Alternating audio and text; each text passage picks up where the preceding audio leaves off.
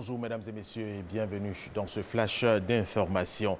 Et c'est la ravissante étudiante de 19 ans, deuxième année de communication d'entreprise, Fatama Sui, qui a été élue Miss Côte d'Ivoire 2018 hier samedi au Palais des Congrès du Sofitel Abidjan, Hôtel Ivoire. L'élu de la cité de Gbeke, candidate numéro 7, qui a obtenu 15,51% des voix, succède ainsi à Magali Agbané pour un mandat d'1 an. Ces récompenses, un chèque de 10 millions de francs CFA et une voiture. Nous y reviendrons à 13h. Toute autre chose, une cuisine et un réfectoire ultra moderne ont été inaugurés vendredi au 4e bataillon d'infanterie de Korogo par le Premier ministre Amadou Gon Coulibaly, accompagné de 3 de ses ministres, dont celui de la Défense et du chef d'état-major des armées.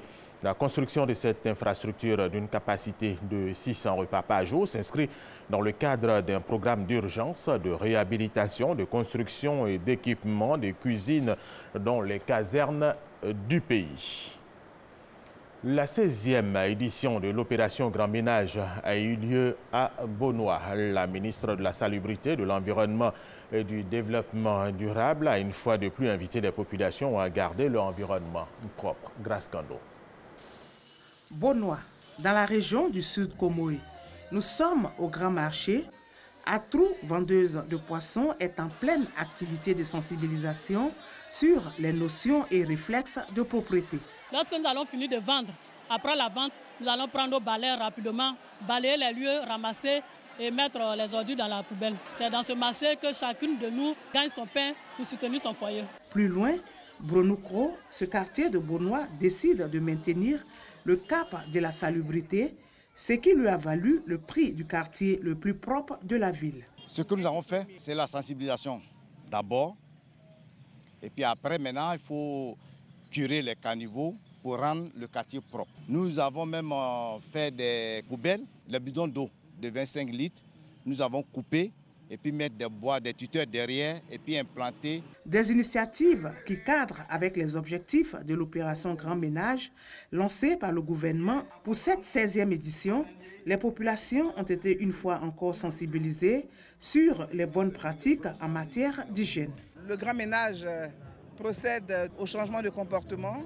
À Bonois, les populations sont véritablement engagées dans toutes les couches sociales. La génération au pouvoir ici s'est appropriée donc cette initiative de propreté. À force d'y croire, de nombreux Ivoiriens aujourd'hui ont adhéré à cette initiative. Depuis longtemps, les populations de Bonois font de la propreté leur cheval de bataille. Des amendes sont même prévues pour les actions d'insalubrité. Lorsque nous jetons les ordures, l'eau sale en pleine rue, on vous prend, vous payez immédiatement 5 000 francs. Vous vous soulagez dans les caniveaux, immédiatement vous payez les 5 000 francs. Votre véhicule reste longtemps sur le bitume sans marcher, c'est d'abord 15 000 francs d'amende qui vous est fait. Si vous commencez à percer le tuyau des fosses septiques de vos toilettes, et vous les branchez sur les caniveaux, c'est 200 000 francs d'amende. Pendant son passage à Bonois, la ministre Anou Loto a mis fin aux activités d'une usine artisanale de fabrique d'eau en sachet.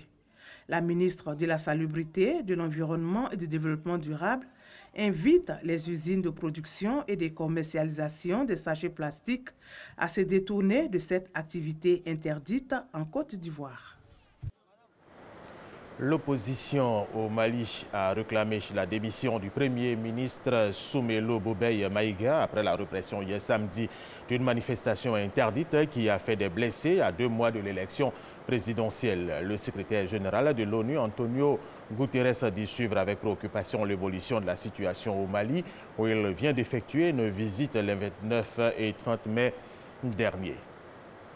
Le président égyptien Abdel Fattah al-Sisi a prêté serment hier samedi devant le Parlement égyptien, entamant ainsi un 2e mandat de 4 ans à la tête de l'Égypte, où la sécurité et l'économie restent 2 défis majeurs. Justement, Abdel Fattah al-Sisi s'est dit déterminé à poursuivre la lutte contre le terrorisme et à redresser l'économie de son pays.